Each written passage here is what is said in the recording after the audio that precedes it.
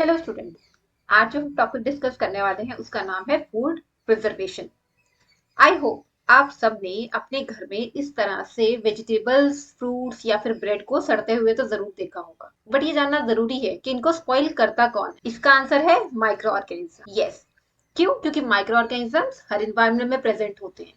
तो वो सिर्फ ह्यूमन बींग पे अटैक नहीं करते या प्लांट्स और एनिमल्स पे अटैक नहीं करते, वो हमारे फूड प्रोडक्ट्स पे भी अटैक करते हैं और बहुत सारे अलग आइटम्स पे भी अटैक करते हैं। अब अगर हम इन फ्रूट्स और वेजिटेबल्स या फिर कोई भी फूड प्रोडक्ट जो सड़ गया है, स्पॉइल हो गया है, उसे अगर खा लेते हैं तो क्या होता है?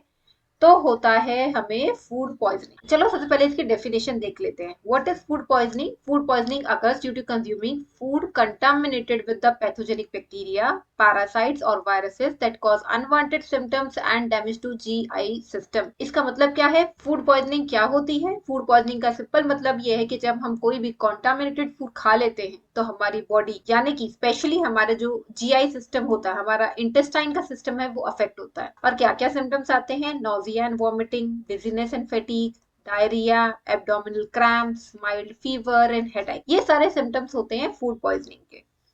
अब सिर्फ स्पॉइल फूड खाने से ही नहीं होती है फूड पॉइजनिंग। ज्यादा फास्ट फूड खा लेने से या रॉ या अनकुक्ड फूड खा लेने से या फिर अनवॉश्ड प्रोड्यूस खाने से। लेकिन अगर हमें फूड पॉइजनिंग को रोकना है तो हमें क्या करना चाहिए? हम यूज कर सकते हैं फूड प्रिजर्वेटिव को।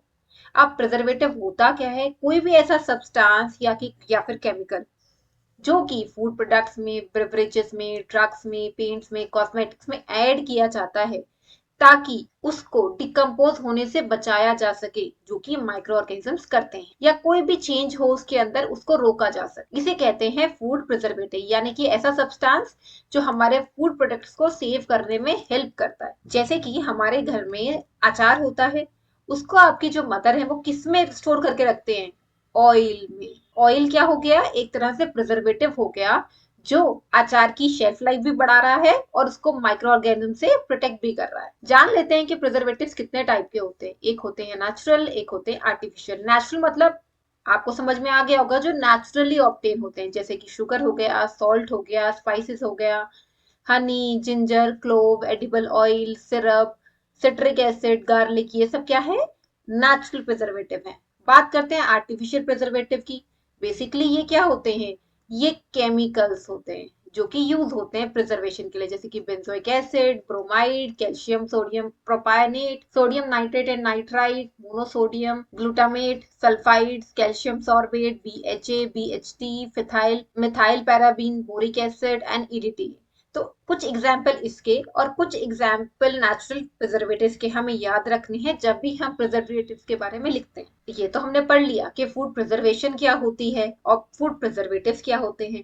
लेकिन फूड प्रिजर्वेशन करने के कौन कौन से मेथड्स होते हैं? एक होता है केमिकल मेथड, जिसमें कि हम ग्रोथ ऑफ माइक्रो ऑर्गेनिज्म को कैसे डिले करते हैं? केमिकल मेथड का यूज करके। फॉर एग्जाम्पल जैसे कि सॉल्ट और एसिड, ये किस में ऐड किया जाता है? पिकल में, आंवला में, रॉ मैंगोज में, टर्मरिड में एंड फिश एंड मीट में। इसके अलावा sodium benzoate jam and squashes में ऐड किया जाता है। सोडियम मेटाबाइसल्फाइड जैम स्क्वैशेस में ऐड किया जाता है। शुगर को जैम्स में, जेलीज में ऐड किया जाता है। ऑयल एंड विनेगर को ऐड किया जाता है pickles, vegetables, meat and fruits. यानी कि ये कुछ एग्जाम्पल हैं केमिकल मेथड्स के जो कि ऐड किए जाते हैं हमारे फूड आइटम्स को प्रोटेक्ट करने के लिए। नेक्स्ट बात कर लेते हैं हम हीट एंड कोल्ड ट्रीटमेंट। अब जान लेते हैं हीट एंड कोल्ड ट्रीटमेंट की।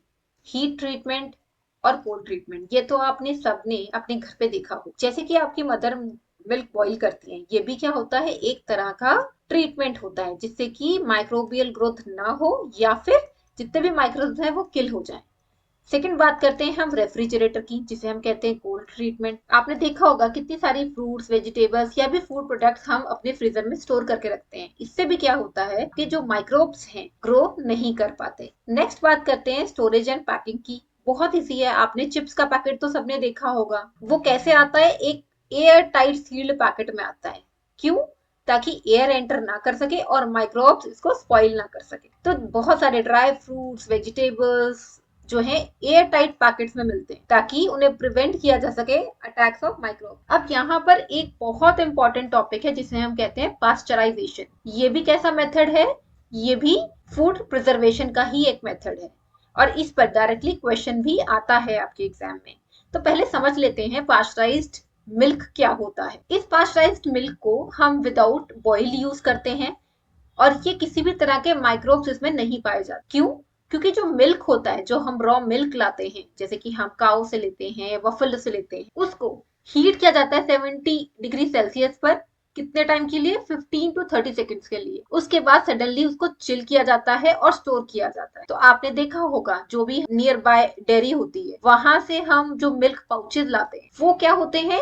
वो होते हैं पास्चराइज्ड मिल्क। उसमें क्या होता है, उसे हमें बॉईल करने की जरूरत नहीं होती है, उसमें डायरेक्टली इस मेथड को अप्लाई किया जाता है।